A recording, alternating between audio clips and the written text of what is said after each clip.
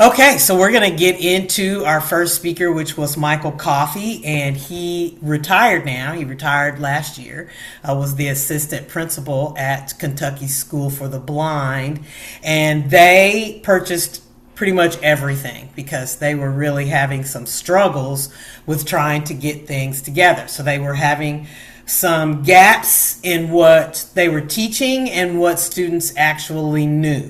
They were having struggles with parent involvement. I know lots of times parent involvement is usually not the issue, but for his group, it was getting the parents involved and having them be part of the kids' growing process. And they needed some accountability. Teachers needed to not just for the teachers but for the students as well, that they're working through it and actually digesting the information. So let's listen to Michael Coffey. So today, the biggest thing we have listed objectives. The biggest thing, I'm going to kind of tell our story, Kentucky School for the Blind, where we've been, where we're at right now, and how we kind of came to start using Project Discovery materials. So we have been around for a very long time, over 180 years. It is really, I've been here 8 years. The school is the third oldest in the country for serving blind and visually impaired students. It is truly an institution. We are the clearinghouse and try to be for blind and visually impaired services for students in the state of Kentucky. Our mission and our vision, that vision guides all of our decisions. It has to. Empowering students to command their future. And it goes back to that word empowering. And when I was meeting with the folks from Education Associates, we were talking about what do you want to title it, things like that. Empowering is such a meaningful word, but it carries more than just a phrase, because if you really live it and you try to have kids own it and they control where they want to be able to go. And we do see a lot of even building on our past successes and being able to take it even further with Project Discovery. Our demographics, we've been pretty stable over the years. We've stayed around upper 60s to 70 students. Obviously, we wear a lot of hats at a small school. So myself, I think my counselor, our counselor here at school, she might be on this meeting also. But we have a small admin team.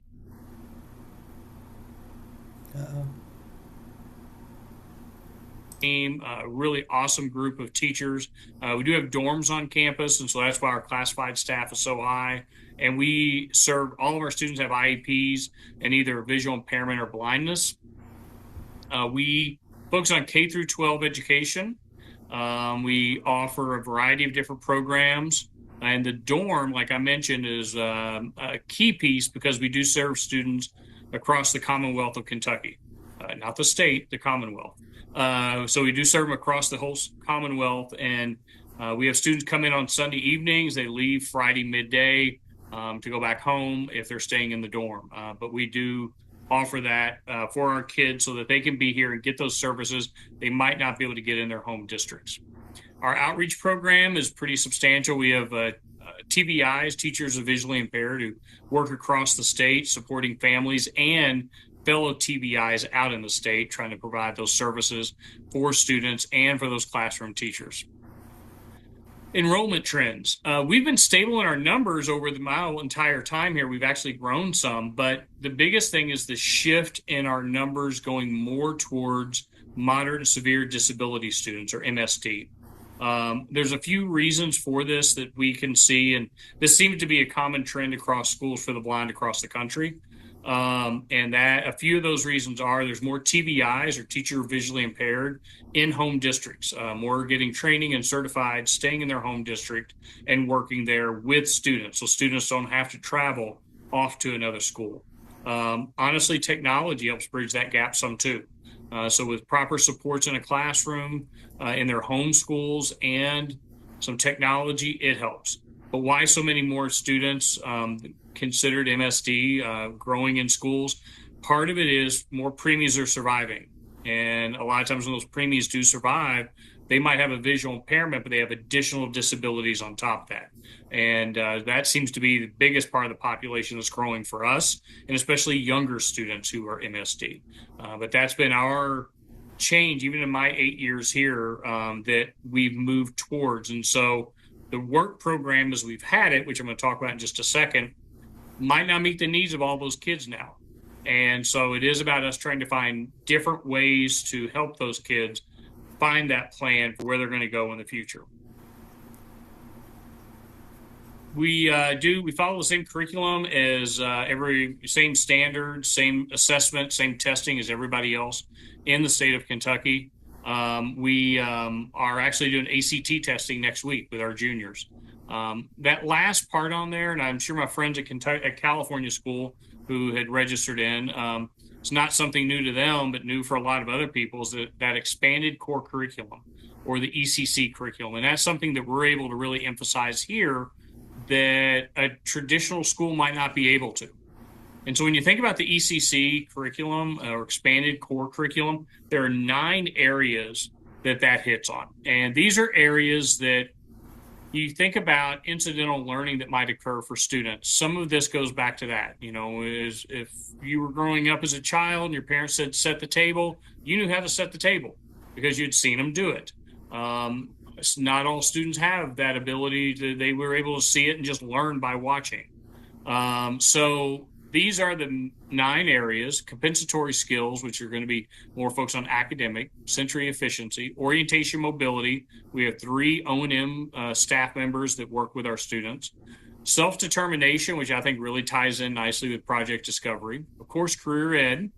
Assistive technology, which is another piece. We do have 1 AT teacher here on campus, and all of our staff are trained in using and trying to build upon that. I'll hit more on that in a second. Independent living skills, which Dorm really focuses on. Recreation and leisure. We do have sports teams and other activities after school. And then those social skills part, that life skills section of project discovery does a lot with the social skills. And so there's a lot of natural fits with what project discovery offers and how it can benefit students. Some things that we have to always try to take into consideration, that's what this next little set of slides are, really are just looking at what do we need to be thinking about. And so understanding what the needs are of students, that might be done through a functional visual assessment, and trying to match what they might need. Key considerations, make sure it's ADA. Also websites, understand not all websites are accessible.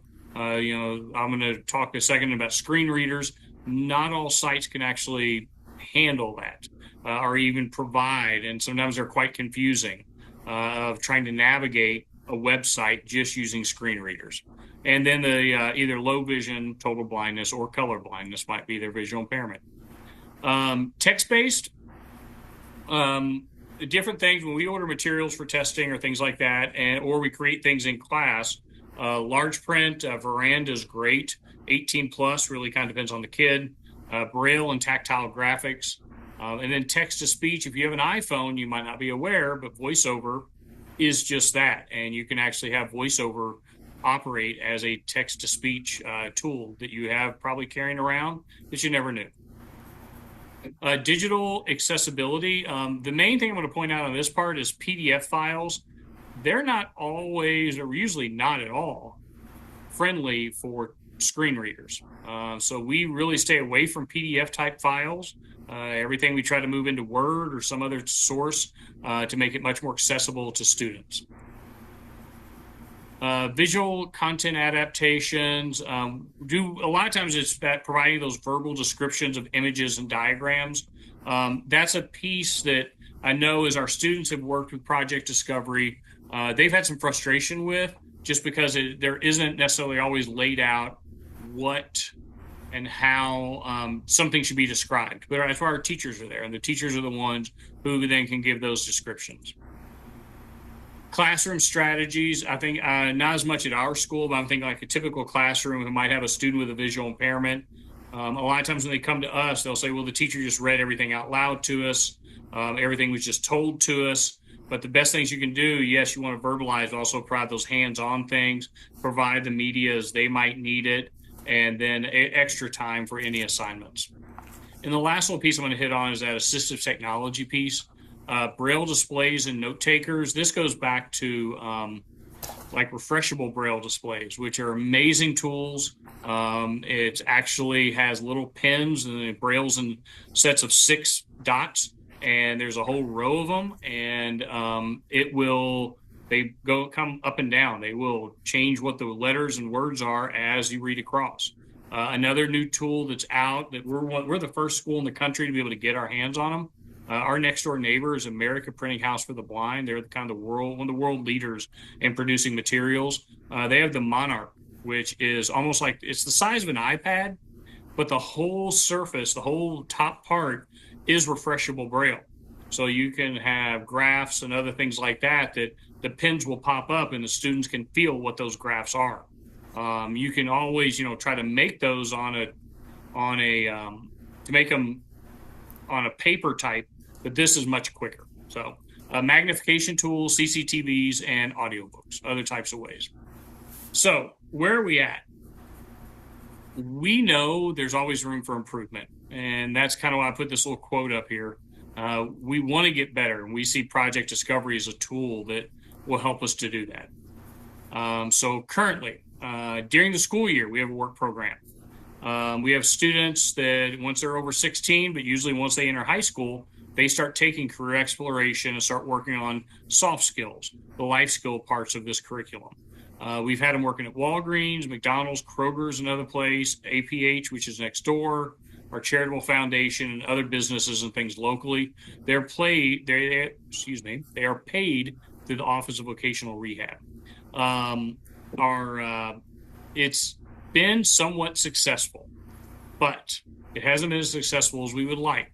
And I think some of that is that expectation gap between the students, the parents, the employer, and us. Oftentimes, a student will get into a job, and let's say they go to work at Kroger, and Kroger's a grocery store chain, and they're going to be a bagger, getting carts, possibly putting things on shelves. They might not have had any real experience or practice with it at all. It's like a first job type thing for most students, but Project Discovery can help kind of fill in that gap to kind of get them there. Accountability. Sometimes it's the first time that student has had to follow through with, if I'm not going to show up to work, I got to let people know. And then making sure we keep that parent support there. We feel that this is going to really help us continue to define what our work job program is during the school year and improve upon it.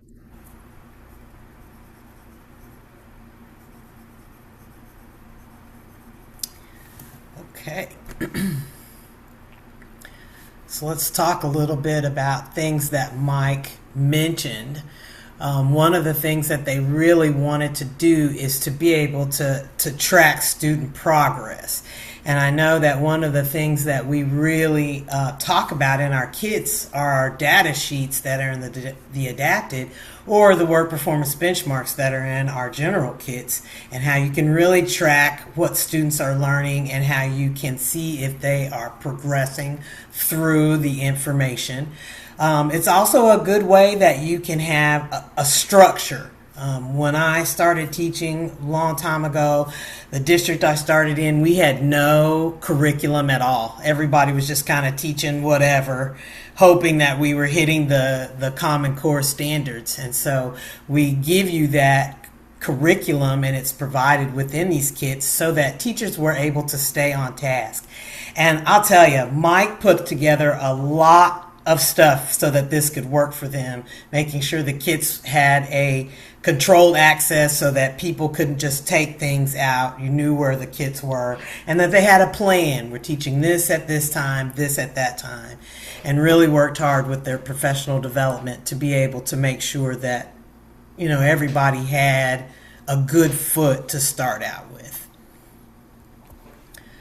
So our next one, this is Jennifer Donnelly. She comes to us with a lot of information. She also was a former special ed director. She just retired last year also. And so she comes to us with, some understanding about those legal situations, how maybe to avoid those legal situations, and when you get in them, how can you support everybody that's involved with it.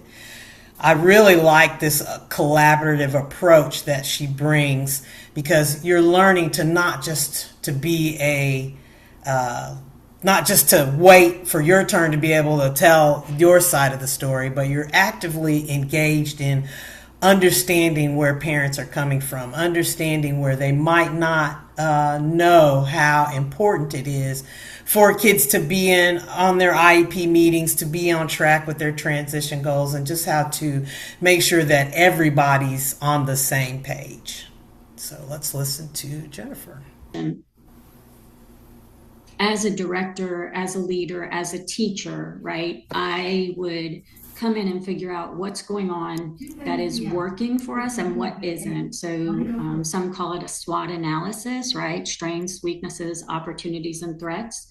When I thought about the areas that I look at as a director, what is my certification of staff? Do I need to help teachers get lined up with the right certification? Do I need to be thinking ahead that my VI, my visually impaired teacher, is going to be retiring? Do I have someone else that is already on my team that I can build towards getting that certification so we're ready? Looking at training and experience for our staff. What about our curriculum? Do we have the right curriculum in place for our students? Do we have the right training? Are we implementing well? And then how are we collecting that progress monitoring over time to show if it is not working? So as a leader in a district my size, we would do that within our zone. So I had coordinators that would have to conduct that SWOT analysis, look at all of these particular components to help identify the plan for their sections and their students and their teachers.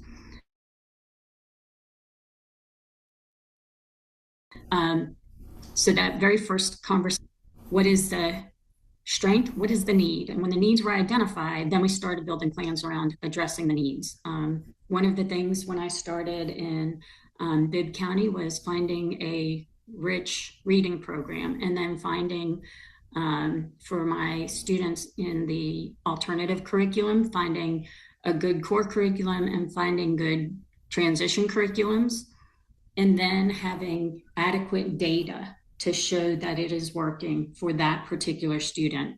Because ultimately, you got to have a plethora, a lot of different opportunities for every student to be able to find what works for that student, and then be able to demonstrate over time that progress. And then what about the students in the classroom? I was intimately involved with my students' understanding of social skills, academics, transition readiness, communication, and behavior, right? So I knew where my students were. And as a director, we had to rely on our teachers and our coordinators, our building admin, to help us identify what did their particular class need, their individual students need, or what did that school need. So some of our schools, our middle and high in particular, really we started bumping up the transition readiness, because we, as a state in Georgia, have to report on our post-secondary outcomes a year after the students leave. So we wanted to make sure that we were setting those kids up to be employed, be in school, be in tech school, to not be sitting at home without anything to do. The same is true with identifying, as we're going through, the behavioral supports needed. When I started in Bibb 10 years ago, I had a behavior specialist for 2,500 special ed kids. It's not going to do everything we need it to do when it's only one person trying to meet the needs of those 2,500 students, and then those students that show up unprepared, unprepared for the school as it's set up for them.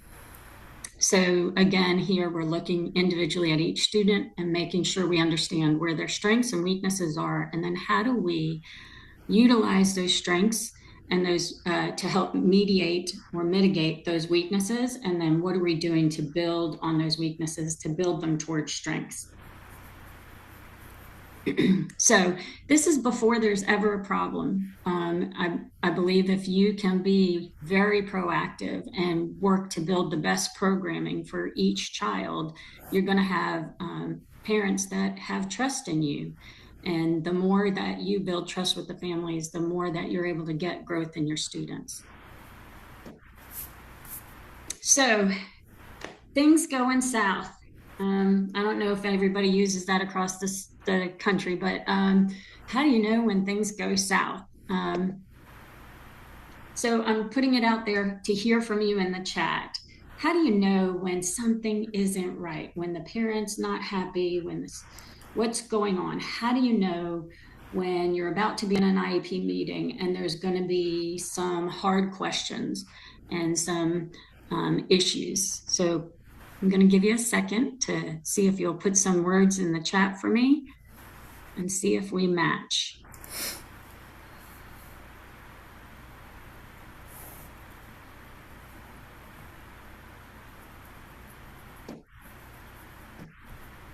Anyone? When parents stops responding to calls and emails, when they ask for your director's contact, yeah? Communication that's not occurring, verbal cues from the parents, their body language, absolutely, and car rider line, right? You can tell when a parent's not comfortable, something happened. Oh, when a due process is filed, they're bringing an advocate to an IEP meeting. There's a lack of communication, the tone of voice, emails, absolutely. So there is a lot that happens that let us know that something isn't right. Oh, and with the student increase in behaviors. So those are all things that do exactly that, right? So communication from the special ed director's seat, somebody's communicating with me, and it's the teacher, the parents, principals, transportation. Somebody reaches out somehow, or someone shows up at a meeting and we didn't know about, an advocate or a lawyer. And, you know, let's be clear, those things can be good, all of that. It's stressful, right? But as a director, I've been in meetings where having that lawyer present or having that advocate present has helped us move through things and build trust even better. Sometimes that's not the case, but many times when an advocate or a lawyer comes into a meeting, they're working just as hard as you are to build trust with that family, and we're trying to get the things right for the student. So, but when they show up, it does sometimes put some people on edge. So those communications or emails, body language, phone calls. So those are all great and good triggers for us to know we got to do something different. So this might be a little hard, but here's the reasons that we have parent trust issues, right? So communication issues, incidents. There's an incident at school. I don't know if you've had that happen where something happened. Maybe the student was injured on the playground and now the parent's like, well, who was out there? Who saw it? Lack of progress. And then grades. A lot of times if a student's sitting in a general education classroom, sometimes grading becomes an issue. And all of those push in on that family's trust in the school system, in the teacher, in the principal, in the director. And that's where our job as school people is to build that trust again. You know, every parent sends us their very best child. So what is the first thing I do? I get the information. And okay.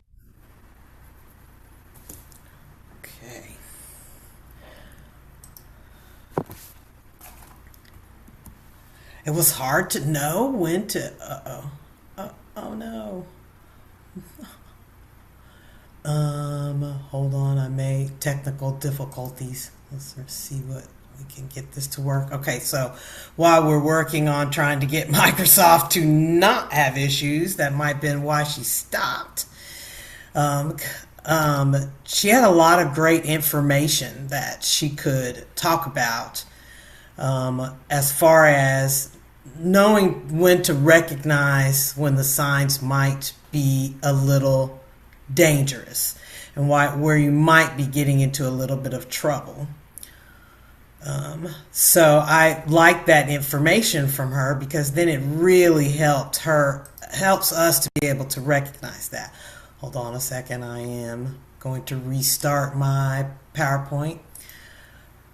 It's good to have her here with us because she's very helpful at being able to think about the things that are going on that sometimes you don't see because we get too close to it, especially as teachers. Sometimes we get just too close to the whole situation. So, gosh, it's not responding at all.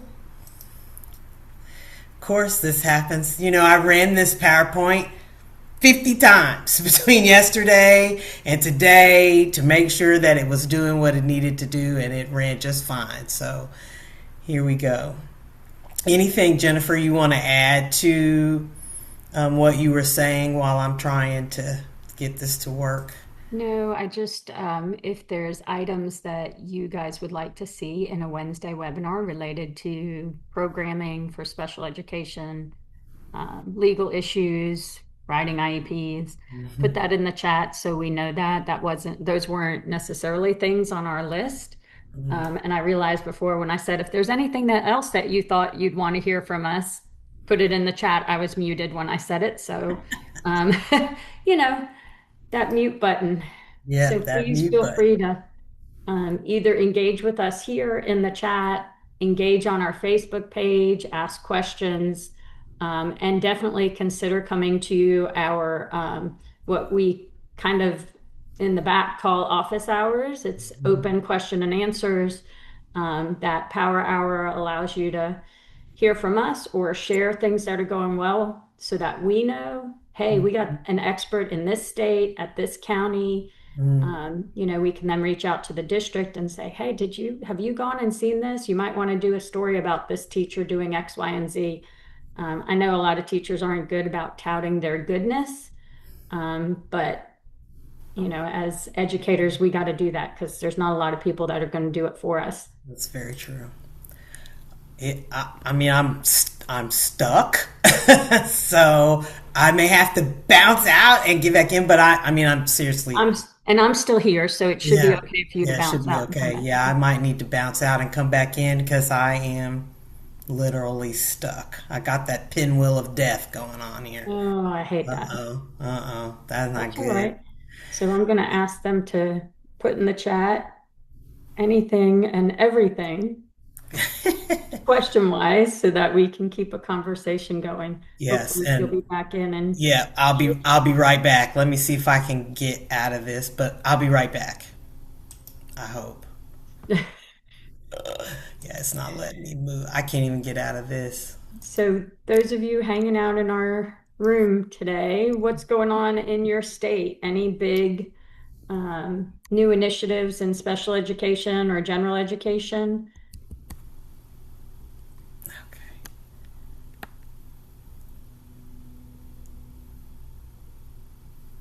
I see everyone typing fast and furious in the chat.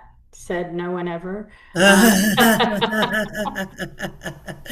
That's funny. It won't even let me shut down. This is not good. Mm,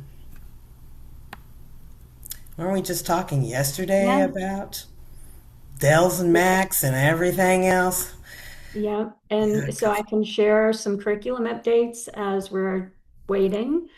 Um, this past year, coming into this year, we've updated our life skills titles under independent living. Those have been updated and are available to anybody who already has them online. We are working right now to create 5 new adapted titles for our project discovery.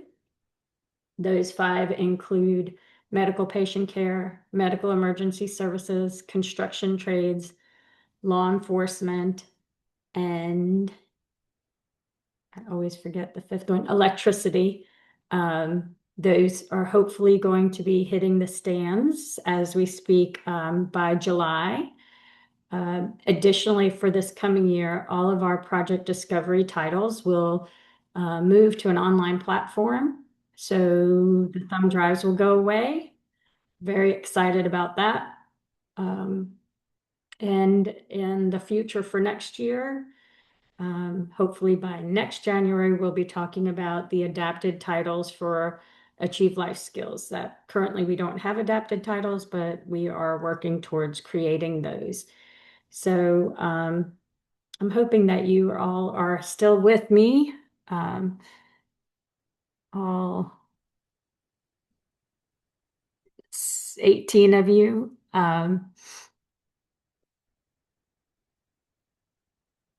Beyond that, we are just doing a basic refresh of all of our Achieve Life Skills titles.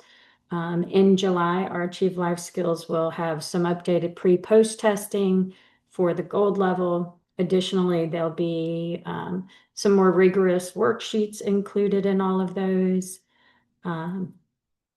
There'll be cross-curricular content. So instead of it just being worksheets about time management, there'll be math worksheets that are related to time management, but not time management worksheets. There'll be English language arts worksheets that have reference to time management, but it'll be capitalization, punctuation, spelling, subject-verb agreement, things along those lines to increase that rigor and increase opportunities for students to work with the vocabulary, but not just for the sake of the topic.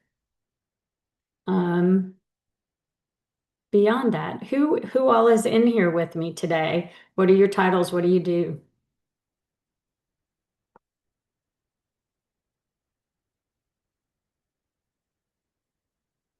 Anyone?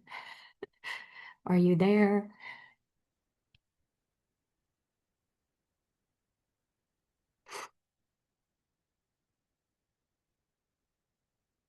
I'm checking the chat. Maybe my chat isn't working. No, chat's working.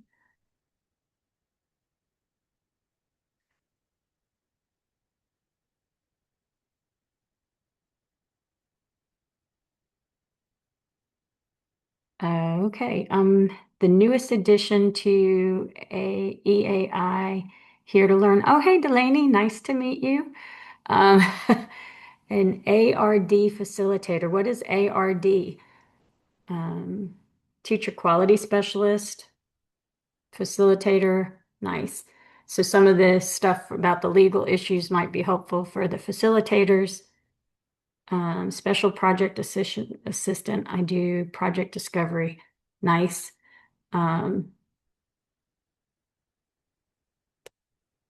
Assessment review and dismissal. Oh, what a way to keep yourself out of disproportionality, right?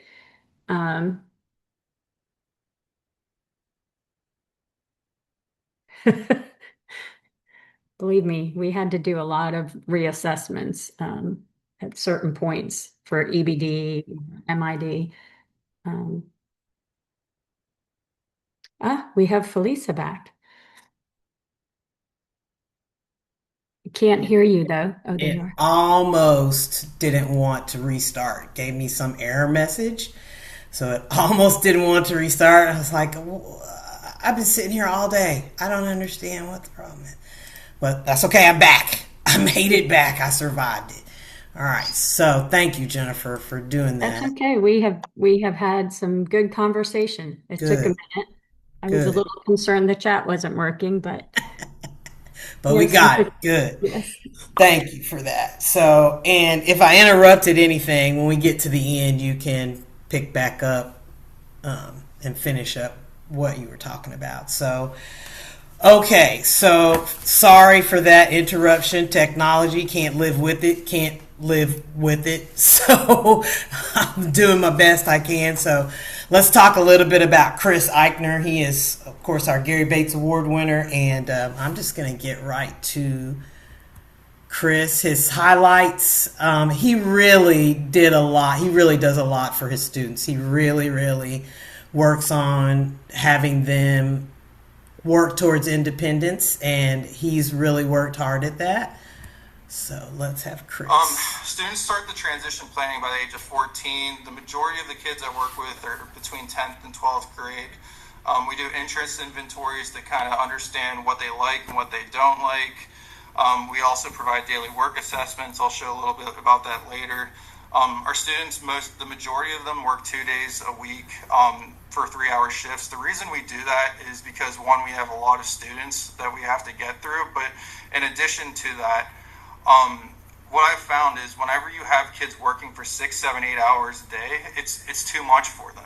They're really struggling to keep up with a typical full workday. So it's a way for them to ease into it. We also do unpaid internships for those kids to work. So we don't tell businesses you have to hire our kids. That's just not how competitive employment works.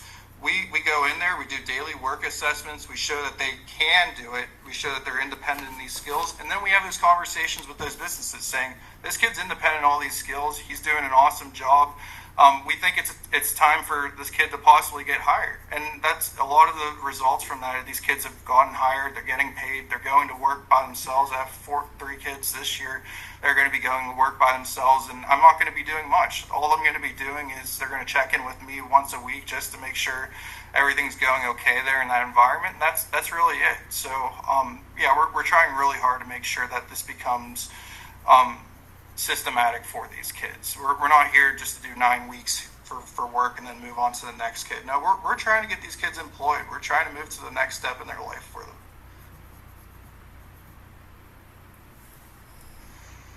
So these are vocational assessments. These are kind of shared between the business owner. It's shared with the parents. It's shared with the student. It's shared with the job coach. It's shared with the teachers. We have everyone on the same page here because we need to know if this student's going to be able to hold that job or retain it. And this is very good clarity that gets everyone on the same page. 0 means that the student refused to do a task. You know, they ran out of the store. They caused a behavior problem. 1, they did it with some assistance.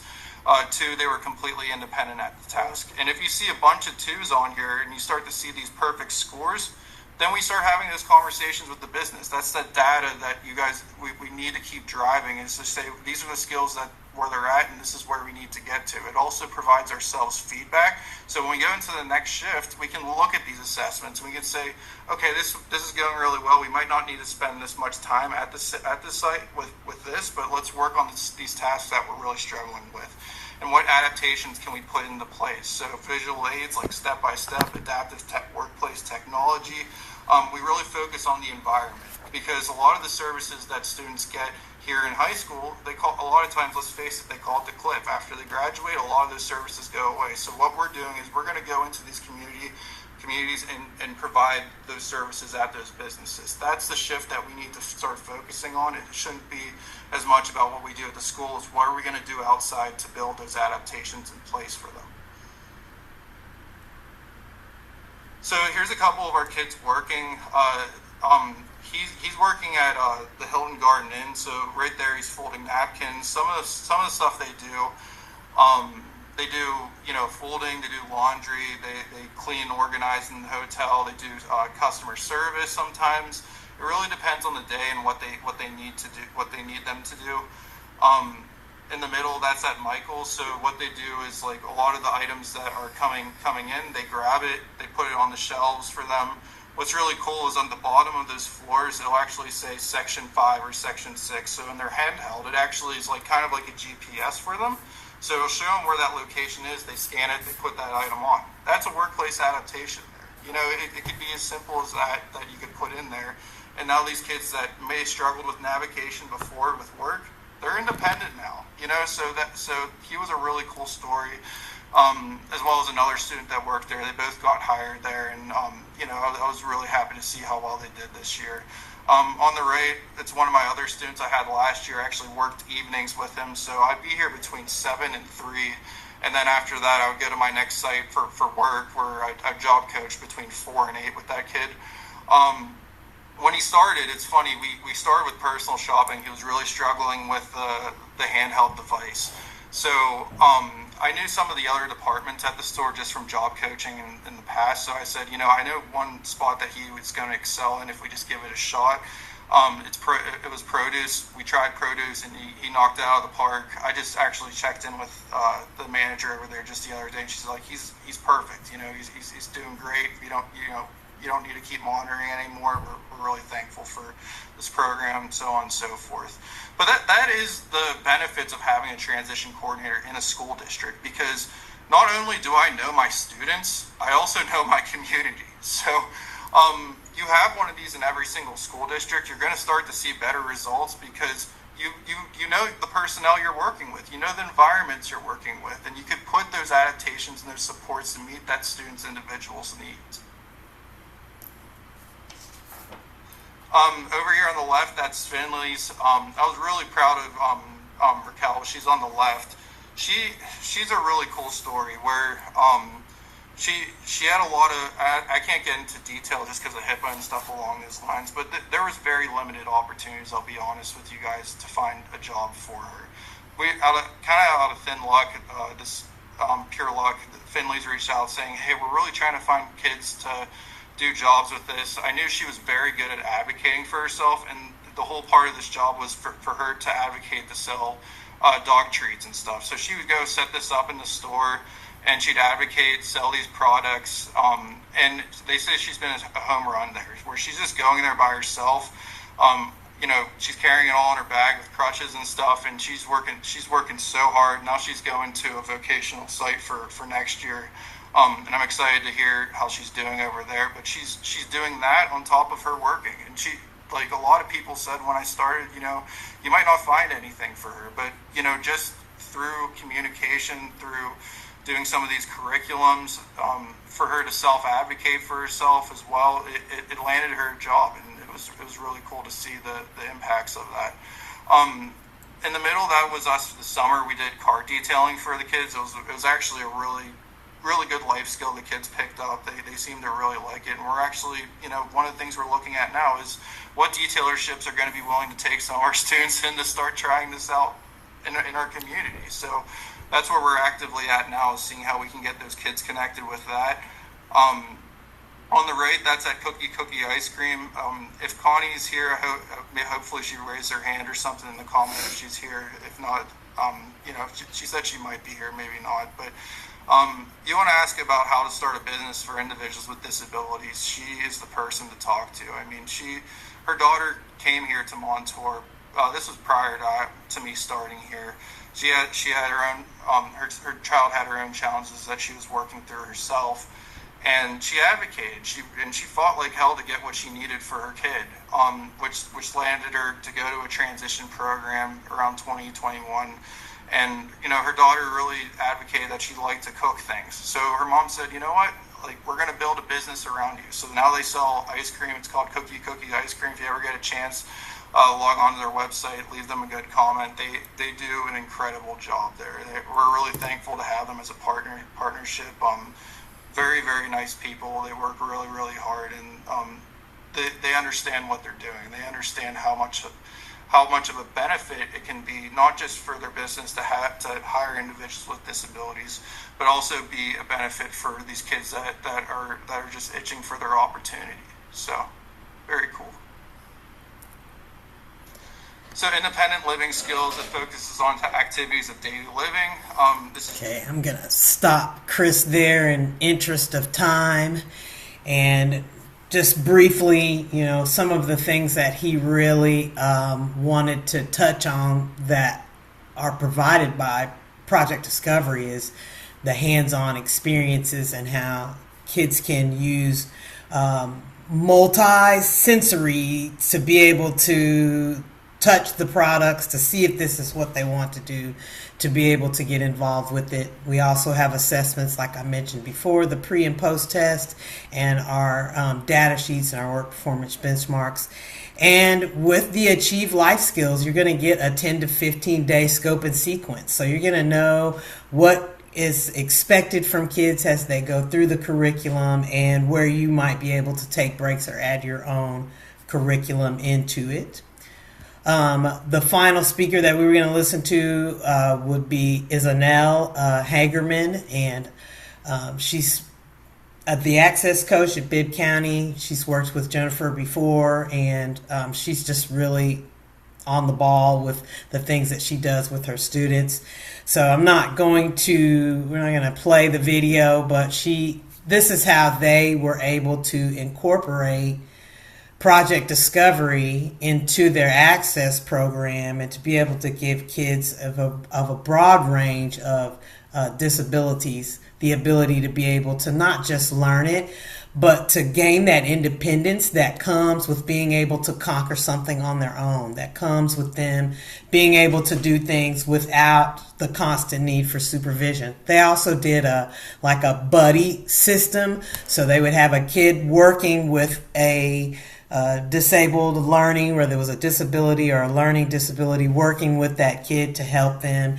And they used a lot of tools to be able to make it more inclusive for all of their students. Discovery So and I'm achieve just life. going to go past that. So here are the dates, the months where you can find where each of them are. So you'll have access to the Wednesday webinar library, and you can go in and watch these all in their entirety. Each one of these speakers really brought a lot of information and a lot of knowledge about how successful they've been able to be with Project Discovery at their school. One of the things that we're really, really proud of is how we can help with that dropout rate. We've had Karen Squires, I know she's been on here before, from Louisiana, and she talks a lot about how we reduce their dropout rate by, it's a really high number, 40%, 50%, something like that, that we were able to help reduce that. And we also have that that endorsement by the Dropout Prevention Center that we really do help with dropout rates. This is all the stuff that you'll find if you go to our educationassociates.com, our website. We have lots of information here to be able to help you, make some decisions about if you want to purchase, or, other things that you might need to be able to utilize Project Discovery to its full potential. We know that you might look at the product and be like, this is really great, but we don't have any money to spend on this. And that's the way it works in education sometimes. And so we sometimes know some secret spots or some new initiatives that are coming that might be able to help you find the funds. And so if you reach out to us, we'll be able to help you, maybe guide you in a direction you didn't know was available. This is our placement checklist, and you can see what students you have, where they are on the scale, on the spectrum, and see which kits works best for them. But you can see most all of our kits touch every kid, and will be able to help them be successful. If you'd like a sample of the curriculum, you just have to go to the website and you can request one, and you get a little sample of the kind of curriculum we provide. And then again, that nomination for the Gary Bates Award, you'll see that on the website also. You'll be able to find that, nominate yourself, nominate someone else. Our Facebook group, yay, join and grow our community. We would love to have you. So I apologize again for the technical difficulties. Those are one of the things that are out of your hands. When it goes down, it just goes down, and you're just along for the ride. So I appreciate everybody sticking in. Thanks, Jennifer, again for stepping up for that. I appreciate that.